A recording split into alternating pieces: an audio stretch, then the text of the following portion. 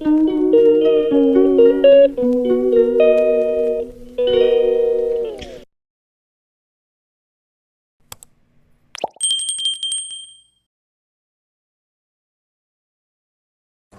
Morning বন্ধুরা, Momita kitchen ব্লগে তোমাদের জানাই স্বাগত।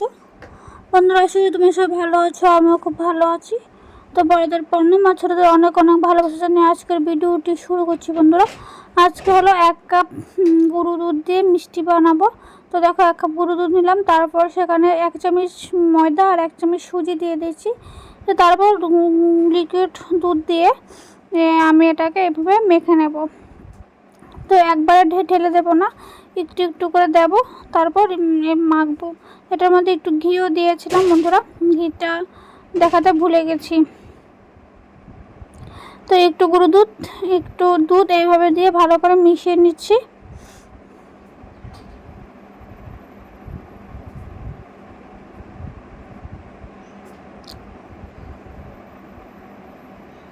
তো দেখো, আমার ডোটা রেডি। এখন আমি এটা থেকে যতটা মিষ্টি বানাবো তার জন্য লেচি রাখবো।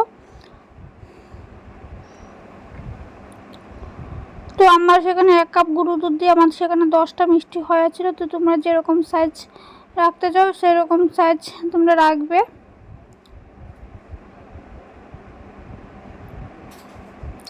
এই মিষ্টিগুলি গরু দুধ দিয়ে একবার ট্রাই করো, খুব অসাধারণ খেতে, টেস্টি হয়েছিল।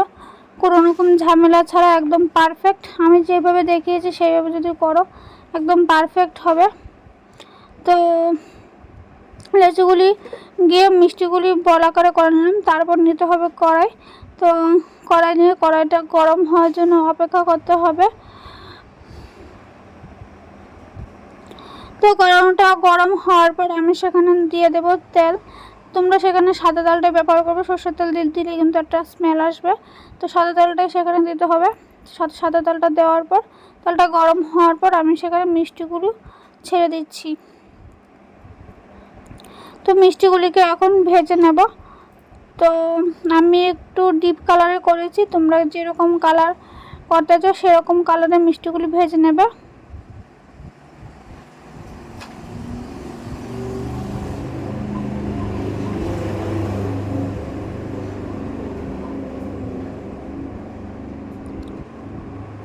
তো দেখো, আমার মিষ্টির কালারগুলি প্রায় আমি এরকম লাল লাল কালার করেছি।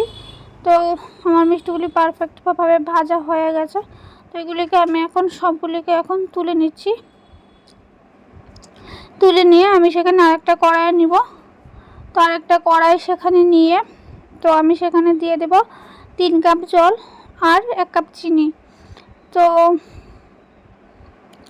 আমি যেহেতু মিষ্টিটা কম খাই তাই 1 কাপে দিলাম, মিষ্টিটা বেশি গেলে সেখানে 1.5 কাপ দেবে। তো দিয়ে তারপর এটাকে ভালো করে মিশিয়ে দিলাম। তারপর সেখানে দিয়েছিলাম ভিনিগার। তো ভিনিগার দিলে কি হয় বন্ধুরা, চিনির মধ্যে যদি কোনো ময়লা থাকে তো সেটা মানে উঠে যাবে। উঠে গেলে সেখানে চামচ দিয়ে আলাদা করতে পারবে। আর দেখো, আমি সেখানে একটু কিন্তু ঠান্ডা শিরা তুলে রেখেছিলাম। আমি ঠান্ডা শিরাটা কি করছি সেটা ভিডিও লাস্টে তোমাদের বলে দেব। শিরাটা আমি তুলে সাইডে রেখে দিলাম। তো তারপর যখন শিরাটা বুগলে উঠেছে তখন আমি মিষ্টিগুলি দিয়ে দিচ্ছি। তো মিষ্টিগুলিকে কতক্ষণ ফুটিয়ে নেব যাতে এগুলির মধ্যে রসটা যাতে ঢুকে যায়। তখন গ্যাসের ফ্লেমটা হাই করে মিষ্টিগুলিকে একটু ভালো করে বুগলে নেব।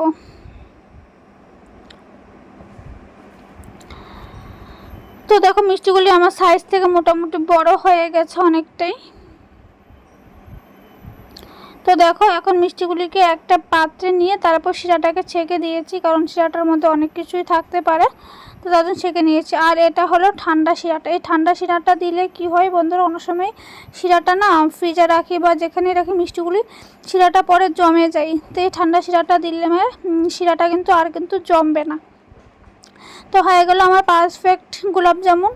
তো বন্ধুরা, আমার এই ভিডিওটিকে কেমন লাগলো অবশ্যই কিন্তু কমেন্ট করে জানাবে। আমার পরিবারে যদি তোমরা নতুন সদস্য হয়ে থাকো অবশ্যই আমার চ্যানেলটি কিন্তু সাবস্ক্রাইব করে দিও।